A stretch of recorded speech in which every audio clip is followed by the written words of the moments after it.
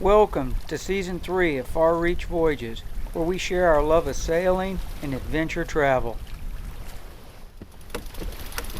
In the last episode, I spent 6 months sailing in the U.S., British, and Spanish Virgin Islands after single-handing my Cape Dory 36 Far Reach from North Carolina in December 2018. I was joined by my wife Gail for 3 months, where we had a great time sailing and exploring the islands. After she returned home, I spent the last 2 months relaxing, free diving, and basically just hanging out and enjoying a low-stress life while waiting for the weather to settle and the winds to fill in so I could sail 1,200 nautical miles back to North Carolina. In the late spring and early summer, there's normally an extensive area of the Atlantic Ocean north of the islands and south of Bermuda dominated by high pressure that has little wind. So I needed to wait for the wind to fill in, which normally occurs in June and July. By mid-June, there was some wind from the southwest flowing over the Bahamas, and it looked like I could take advantage of it if I sailed a route about 60 miles off the coast of the Bahamas. Once I got north of the Abacos, the wind would fill in, and I would ride the Gulf Stream north back to Beaufort, North Carolina. That was the plan anyway.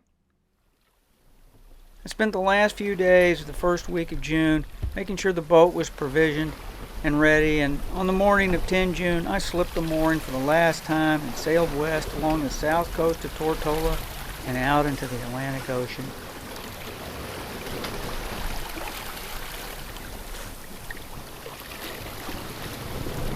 June 10th, about 1640, we've sailed about 50 miles from St. Thomas.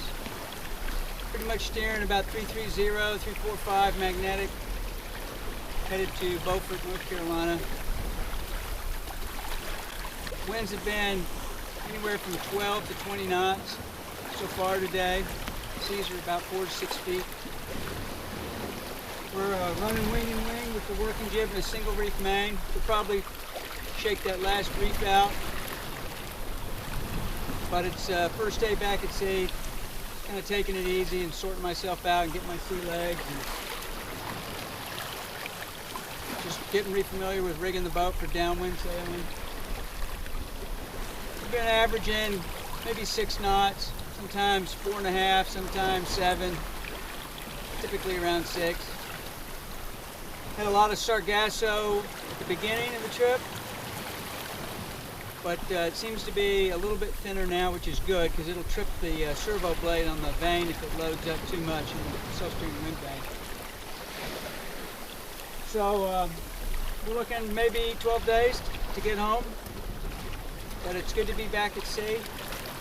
And we'll be setting up to listen to Chris Parker here shortly, and then we'll take a round of star shots with the sextant. Beautiful day, like cumulus clouds, good blue sky. Could use a little more wind, but I'm happy to have the wind that we have.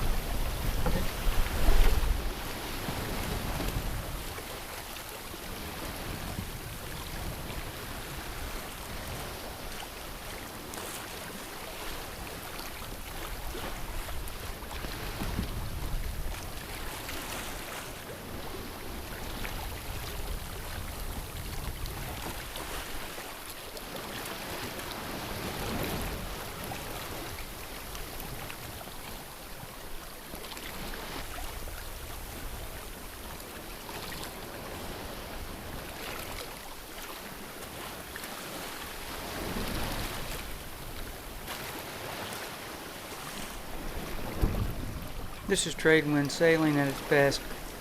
I spent countless hours sitting under the shade of the awning, reading day after day. I could watch the water for hours and never tire of it.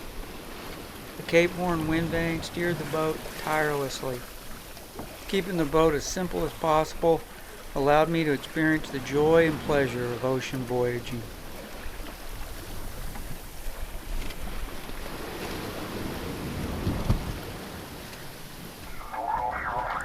However, one piece of technology did give me some trouble.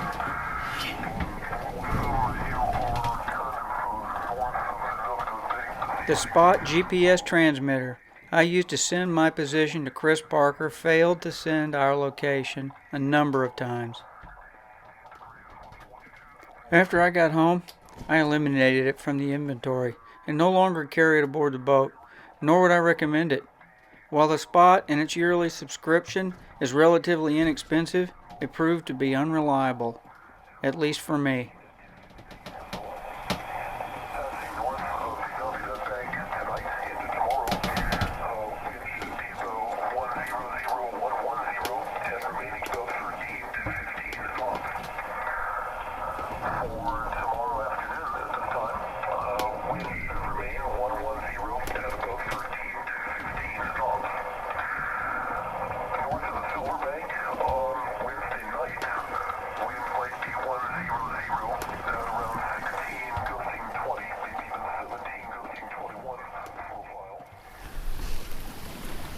Day 3, Wednesday the 12th of June. Come about 300 miles from St. Thomas. Got about 900 more miles to go to Cape Lookout or Beaufort, North Carolina. Beautiful day of sailing, or classic trade wind sailing. Wing and wing with a single reef main and working jib, making about 6.5, 7 knots. I'm pushing the boat, just having a pleasant sail.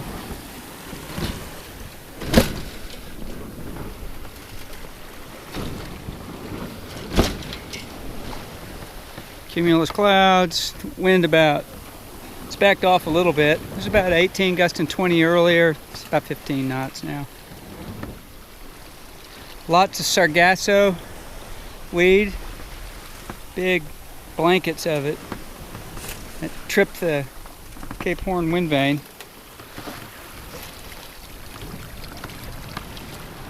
Other than that, it has performed beautifully.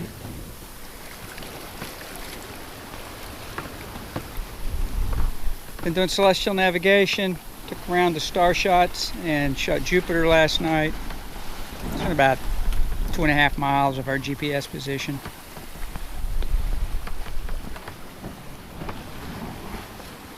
Shoot another round tonight. The boat's just been fantastic. Just got a great motion to her. Sails very straight, comfortable and quiet inside. Very safe.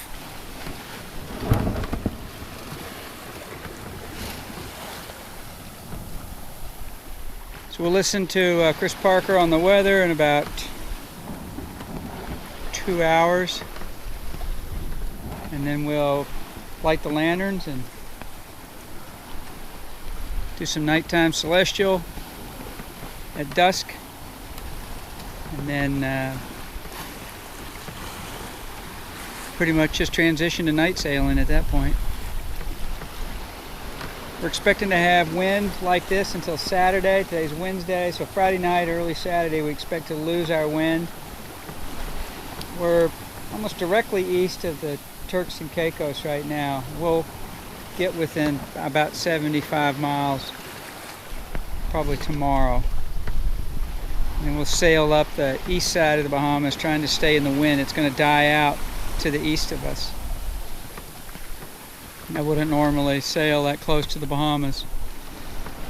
There's more shipping traffic and not as much room, but that's where the wind is, so we're going to be careful and probably work our way about 70 miles offshore in a northwesterly direction, and then once we get up to Great Abaco in that area, we should start to veer more north, and then not too long after that we'll enter the Gulf Stream and ride that on up to Beaufort.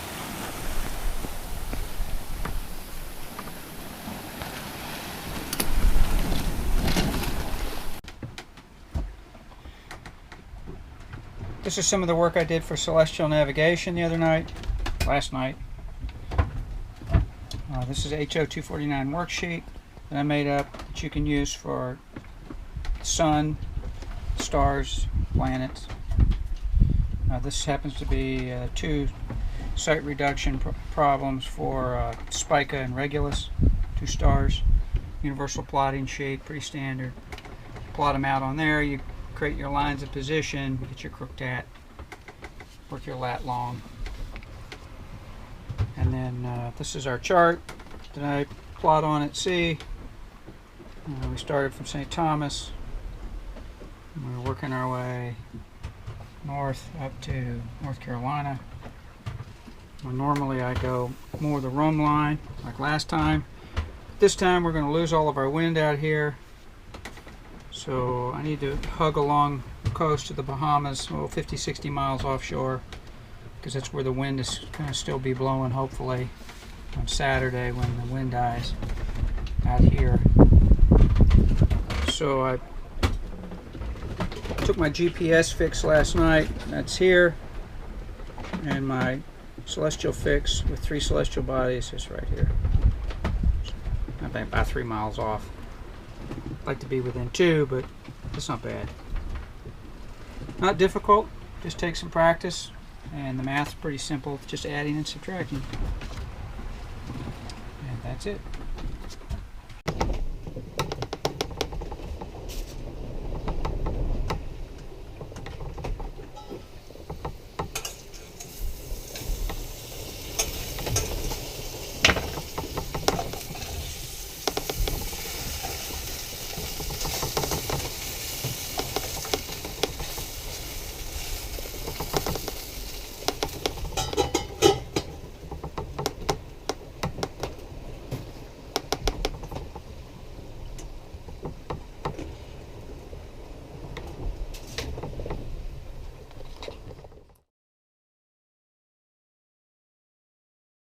In the next episode, the voyage home continues.